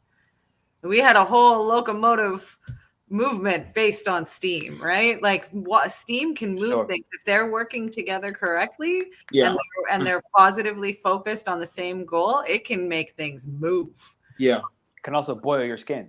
Yes. I was gonna say something like that. I was like, yeah, it can also burn and it can not feel good. Yeah, like you ever stay in a sauna too long? You know, Dude, it gets. The worst is when like the way my shower works, it takes not too long, but like maybe like a minute or two to like kind of get like fully hot. So every day I always turn it like scorching hot, and I'll wait for a little bit. And yesterday I do the same thing. I like found myself just almost jumping in, and then so I was like stepping in, and I got burned really bad. I was like, oh shit, nope. I have one more question that I wanted to bring up. Again, also, and to keep this in mind too, because I think this is a good one about the water houses. Can you elaborate more about the water houses? 4, 8, and 12. If Mars is in the 4th house, that's your root system. That's your root chakra. That's your home. That's your early upbringing and the home life that you make as well. So Mars in the 4th house is how you feel about your family and your ancestry. You might have militant. You might have like military. You might have just dangerous people in general, aggressive, angry people in general. I have my IC falls in Aries, even though I'm a 4th house Pisces. My IC falls in Aries. And my dad, again, was an Aries sun with a Mars rising in Scorpio. There's a lot of fire there. And his whole family, my mother would call them the Motley Crew. They just yelled to speak. It was a very, very loud upbringing. Mars and or Mars or a fire sign or a Scorpio ruled 8th house is also going to give you this passionate drive to transform and alchemize. Like you don't have a choice. You're given shit so that you can turn it into something else. And probably Pernell could go on about that as well, because you have Mars in the 8th house. I have a Cancer 8th house, so it's always happening for me. Constantly. It's a lot of phases, but alchemizing energy is absolutely unavoidable when you have Mars in the 8th house. And it may also be that you see a lot of violence in your life through other people, or you meet a lot of violent people, or you have to work with a lot of violent people or militant people. Mars in the 12th house is going to have you, in early life, it'll probably have you deal with a lot of fears, phobias, and hidden enemies, people that are trying to hurt you that you can't see, but you know they're there. A lot of violence coming down kind of sporadically from nowhere, and you feel it and you experience it, but you don't understand why it's pointed at you. That's the 12th house. That's your subconscious. A lot of people of Mars in the 12th house have a lot of phobias. They deal with a lot of nightmares. They deal with a lot of psychic attack, and they deal with a lot of pain. But it can be all Mars energy. It's helpful if it's with Saturn to stabilize it, but it's not necessary. All Mars energy can be alchemized because it's the alchemizer. Because yes, it's Aries, it's the I am, but it's also the Scorpio, which is the I transform. So all Mars energy has two sides. There's the Mars of violence and directive and angry and passionate. And then there's the Mars like monk energy, or like the green man energy that sees what is and says, I can turn it around. I have the ability to turn it around, to flip it on its head. So that's, again, why those water houses make you more psychic as well if you have Mars there. Sure. Can I speak on this? Please. Because I've been thinking about Mars so much over the past few months, because once I started pairing it more with Pluto and understanding it from a perspective of I always look at Mars as like Chiron, like the ferryman, and then he's always like he's doing the job for Hades, Pluto. Yeah. And once I started like linking that together and looking at it like our Mars we're always doing Mars. Every single thing that we do at a given second is always Mars. But it's like, where is that eventually going to go? Where are we trying to get to? Right. And like Mars in the 4th, I'm always looking at, we're trying to curate a family of some sort. We're trying to curate a home, a safety net at all times, something we can always like come back to. And then you start getting into like, okay, well, why would we really want to do that? Well, it's instinctual. Everybody needs that. Without it, we feel unsafe. We feel insecure. We feel like we just do not have what we need. Yeah. And I think that's like the overall thing, like Mars related to the 4th in any way. I need to feel emotionally stable, because if I don't, then I'll be erratic at all times emotionally. And then in the 8th, I love what you said specifically about the 8th, about the transformative process with Mars. You're always it's funny because I was just talking about Mars and Pluto. That's like Pluto and Mars' domain, the 8th. So it's like that connection of, it doesn't matter what you do. It may hurt, it may burn, it may really, really be like scary, but Mars in the 8th or related to the 8th house, I feel like it's always going to turn into something else.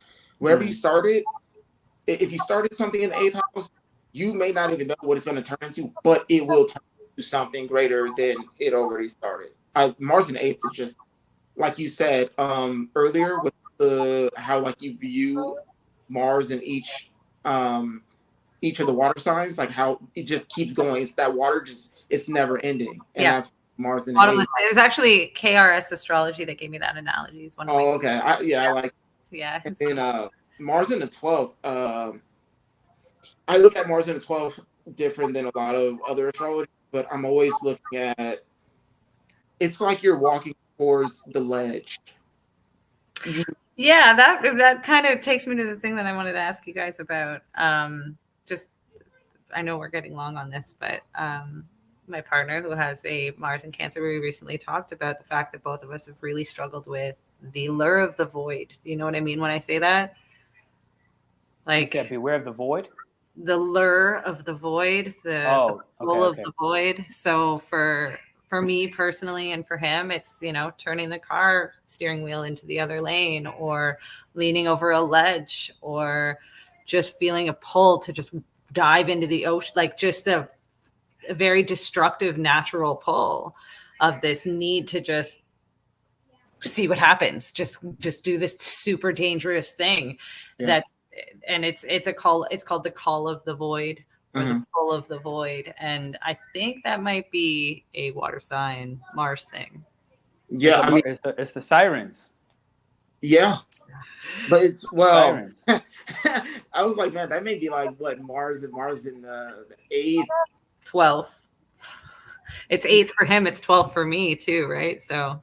Oh well, I was thinking about what he was saying about the siren call. Oh. You know, the almost sexual allure of like the siren call, but it's like that sexual energy is calling, where it's like I have to go instinctually. I need to go that way. But I was going to say just one more thing about the 12th. Like I feel like eventually we're going to fall off the ledge in the 12th. But it's like it sounds scary, right? Sounds, oh yeah, you're going to fall into your death. But I think that's the point, and I think that's why it trines the 8th. It's like you're going to die, but you're going to be reborn, and that's why the first follows the 12th. So you have to end everything. Mars in the 12th, everything has to come to an end. You're literally going to your death, but it's like a beautiful death, so you can be reborn and you start the whole cycle over. First house. Yeah.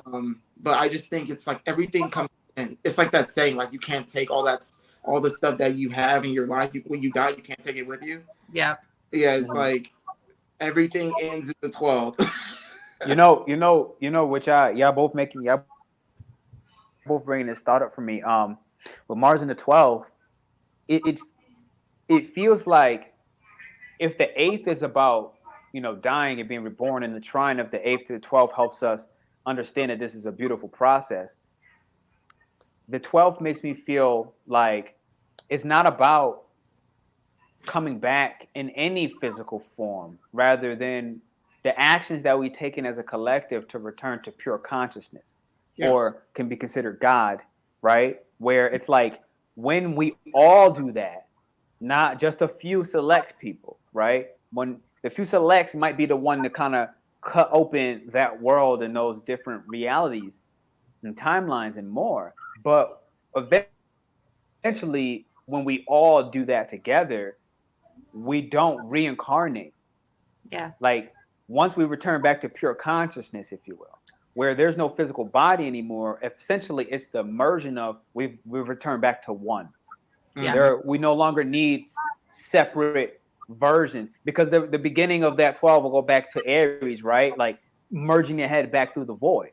So it's like eventually we won't go back through that. Because if you remember, like Aries only split through the void in order to go on this journey, which is the whole 12 zodiacs, so that we can realize that we've never been separate. We are this one simple mist of consciousness. And so when I think of Mars in the 12th, she's right. Like all those terrors, I've had clients with the Mars in the 12th. I had a Mars 12 Scorpio client, and she definitely had a lot of night terrors. She had a lot of things. And again, none of them were seen, right? But it's all of the irrational fears of separateness, right? Like all of the irrational fear. If I think 12 house, irrational fears. Yeah. In one way. And that irrational fear, and why we're feeling them, and why they feel like enemies when they're not, but they feel that way, so it's real enough. It's like, this is the mystery of the 12th house, but it's only the mystery to the logical mind. It's not the mystery to the soul or the spirit. Yeah. You feel me? So when I look at like Mars in the 12th, it's kind of us, and those people that are here, they're helping us cut through that separatist illusion that we ever needed to even have to experience that in the first place.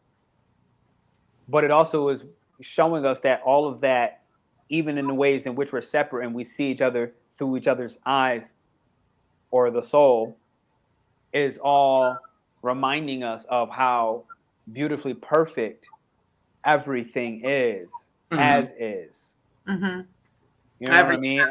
Every transformation, every shit, every lesson, it's all for a bigger purpose. And Mars in the 12th house can generally see that. They can be like, okay, it was worth it.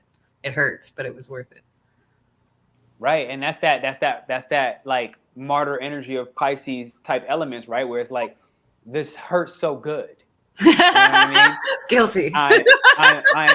I had a partner that used to say pissful. I'm pissful. I'm grateful and pissful at the same time. and she had a Venus in Pisces. You feel me? She was like, I'm pissful. Like, what? She's like, I don't know how to explain it. I'm just pissful. It's like, that's kind of cool. Like in my time, I remember thinking like, that's kind of cool. Like, I don't know why I resonate with that, but like, it's like your thing, and I like it. You know? So, yeah. If you have any questions about Mars and water signs, this is your last opportunity to say so. You got 3 minds that can put together and bring clarity. I see a lot of people finding it very informative, and that makes me very happy, to be honest, because I do believe Mars and water signs is naturally something that doesn't make sense. like I feel like naturally it doesn't make sense. It's like, what does this mean? You know? Well, like, yeah, because it's at its fall in Cancer, right? Right. It's at its fall because it's in its heightened power in Capricorn, and then with Virgo, Mars loves being in Virgo. Like a lot of people who have Mars in Virgo, they are very confident about themselves. They're very potent and very strong about their abilities. They have no problem doing what they're doing. They don't see it so well with other people, but they do have a certain amount of confidence. And then, so it's not at fall or anything, but it's not particularly happy in Pisces because there's this rush to the end, right? Yeah, there's no directive either. That's the biggest thing. It's unless I always think of if you get ingrained really early in a sport, or I don't know, like, oh, you learning to be a chef from the age of like 10 or something. Like, unless you start early with Mars Pisces, the older you get, the more in the fog, the deeper in the fog you get, because you're just like, I haven't known where I'm going, so how am I going to start knowing where I'm going? But Mars and Pisces is tough. Sometimes I don't even know what to make of just the placement, and but I'm like, what does this mean? Yeah, I've heard this a lot with people with any Pisces placement, and it's like the whole thing is mystery. It's, like if you take it to like Neptune, for example, because you got this Neptune and you got this Jupiter element to Piscean energy. So it's like they're different and they're the same in awkward ways, right? Higher and lower, right? Higher and lower. Yeah, like they're. Personally, I'm not even going to call it personally, and I'm not saying that's wrong at all. I'm not even going to call it higher and lower. I'm just looking at it as different. Like, because when I look at Saturn and Jupiter, these are contract planets, right? Yes. Like, these are like karmic contract type planets. It's like, look, you're here to do something, and you have some contract to fill out. Yeah. But like, again, Neptune is moving more into that generational, and it's like, I'm dissolving some of those exact contracts. You know what I mean? I have Jupiter and Neptune conjunct in my chart, and they're Saturn ruled. Yeah, in Capricorn. It's visions. That's the first. Yeah. I'm here for contracts. That's for sure. I got. As soon as you said that, I got trippy visions. I got Neptune in the first, my Pisces, and my Pisces sun trines Jupiter. So it's like all of that. Like, regardless if it's like traditional or like if you like attribute Jupiter as like the soul ruler, or if like Jupiter and it just like, it doesn't matter. I'm all of it. Like, it's all that. Yo, is Neptune on your rising though? No, it's conjunct Uranus in my first, but I'm almost happy for you that is not like. No, but you got that millennial conjunction of Capricorn and Uranus, that special millennial too, the Uranus Neptune conjunction. Mm-hmm. And my sun, those two. I got it. So my sun and my moon. Oh, the early 90s. Yeah, I got it. It used to, if I think about like Mars in the 8th, for example, and I like kind of take it from the psychological research of the 8th house energy and like trying to find out like the private emotions, because mind you, I'm Capricorn. I mean, I'm Cancer, right? But now this is in opposition to Capricorn. Man, I tell you, like, it has definitely, I feel like less today, but it still is always a little bit confusing, if I'm being honest, like how these two generational planets of Neptune and Capricorn with my opposite Cancer and a desire to kind of research, you know, and transform some of this. And when I really look at it, like today, it makes a lot more sense, right? From 8th house is my Neptune in, what is that called? Neptune in what? Capricorn. Uranus. My Neptune Uranus in 2nd house, right? My Mars in the 8th. And today it makes more sense. But it's the kind of thing where if I think Mars, right, naturally being Aries / Scorpiana energy, it's like you have to just take action. You don't get to see what happens until you take the step, period. And you can apply that to any sign. I'm just looking at it like from Mars, right? Yeah. And so Cancer for me, let's say, wasn't trying to take no steps outside the crab's barrel, right? It's like, nah, bro. Like, you know what? These motherfuckers is evil, but you know what? I know they're evil. And so The I'm devil cool you with know that. is better than the devil you don't. Exactly. It's like they evil, but that's cool. But when I look at it now, it's like, so I really love astrocartography, and so it kind of changed. Like where I was born, my Neptune in Uranus was second house. Here it's third. Yeah. In the same sign. Yeah. And it got even more weird when you go to Asia, because now it's completely, it ain't even nowhere close. Like it's not like one little house over. But here, where I'm in Mexico now, it focuses primarily on the third. Yeah. All my Capricorn turned to third. And so the thing that I've been kind of like dissolving, if you will, in that Capricorn energy, primarily here, has been like my need to schedule straight up. Like third house, specifically in like scheduling career efforts. Like in the past, I would do this event and I would have been like, yo, y'all ready to go next week? Or yo, y'all ready to go tomorrow? But if y'all look, we set this out a month ago. Yeah. You know what I'm saying? And I just through doing collaboration, I realized like millennials are millennials are the visionaries. So you've been activating your visionary abilities. Yeah, because you know I'm also a generator back in human design. It's like we got to do things step by step. When we try to go too far ahead and we don't have enough structure, everything collapses as a generator. Yeah, that's just a natural, Oh, I'm sorry. I was gonna say that, and that's also the maturation process of all your Aries stuff. Yeah, because Capricorn is still there, bro. I'm 28 and 24 degrees all Aries. This North Node. This Pluto in Capricorn in retrograde, yo, I've been getting my ass licked. And it's not comfortable. It's not comfortable. It hurts. It's not comfortable. It's like a cat's tongue. It ain't, no. You know, it's like sharp. It's not comfortable. But I can say that I'm honestly got grateful because it really has. First off, I didn't really understand that this was happening since 2008. My life makes so much more sense when I look at it in retrospect, right? But it's almost over. It's almost over. So this whole maturation process is coming to a conclusion. Yeah. And like at this point now, I'm like, it used to be uncomfortable. I understand how it is still uncomfortable sometimes, but it's been this way. You know, it's kind of like it ain't nothing much new. And now it's on my degrees, and so it's gonna pass very soon. So I'm really happy about that. But that was a random ass tangent. Ryan, Bree, I'm gonna try to I'm pretty sure they're lost now. They're way up in the top of the AstroBrieAstrology.com. You can find me there. I'm just gonna put mine in the chat right quick. Can I put it if I put it in the chat? Yeah, you can type it out. So I have AstroBrie right here. Feel free, if you found a lot of her intakes and her insights. This is what's so beautiful about astrology, right? Like everybody has their own perspective, and none of them are ever wrong. So if you align and you feel like Bree's the one for you, check out her page, check her website, okay? And if that's not the case, I have right here RyBland, and maybe you resonate and you vibing with his intake and his outlook. All right, maybe you just energetically feel attracted to Piscean energy. Understand, he has that Mars energy there, so you have a chance to go ahead as well and check his out. And he just dropped his IG, so let me go ahead and copy that and paste it. Bree, do you want to drop your IG too?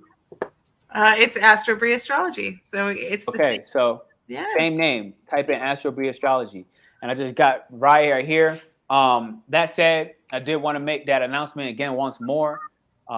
October 21st, I'm running an Eclipse event. If you're not in the membership, it's $8. If you're in the membership, it's $3. And like I said, you have the option to pay what you want. Any dollar, $1 over, and every dollar after that, you will get an extra raffle ticket. I almost didn't want to announce this, huh? Amazing. What's the raffle for? A free reading. That's amazing. It's a yeah, you're getting a free reading, and on top of that, it's primarily a celebration for hitting 4K on YouTube.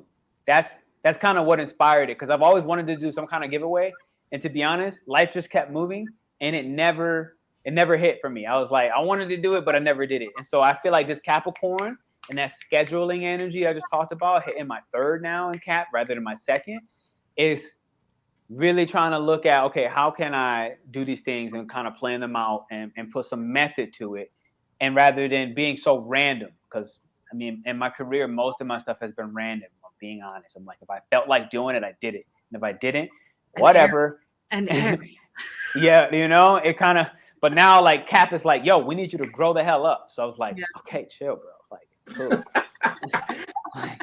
You know, it's like, I thought you were a woman. Like, stop being so rude, you know? And so man, you're triggering all your subscribers, man. Yo, what? And I know I don't care. Aries. And that's the fun part, yo. You know, that's why I'm so happy to incarnate as Aries. To tell you, because it's like I'm never trying to attack anybody. Somebody gets attacked, they feel that way. That's their fault. Yeah. You know, it really is their fault. Like, I didn't do that to you. I did it because that's what have an Aries right here attacking. Aries dog. Aries dog. Of course, I love Aries sun, Aquarius moon. Yeah. Yo, y'all gotta. I know, Rye. You know, I know you say you didn't do it much, but I'm gonna say it again. Check your HD chart, man, because I have that Aquarius moon, but it's unconscious for me. So I heard you say it a couple times today, and I was like, man, I was like listening just to learn from you. Have it natally, you know what I mean? So I was like trying to listen into where it was coming out, but I got the Aries sun, Aries moon, basically same. Yeah. But that said, listen, ladies and gentlemen, it's a pleasure. Check them out. Ryan, Bree, thank you for coming on. All right. Thank you for sharing your time, your energy. This is a pleasure. This, I think, our second collab together. If y'all want to see something else, let us know in the chat. Let us know even on replay if y'all want to see another type of collab with a specific focus. Not necessarily about a transit, but like something special. You know what I mean? Something that maybe you can't get it every day. So I thank y'all. I appreciate y'all both. And I'm going to go ahead and press end.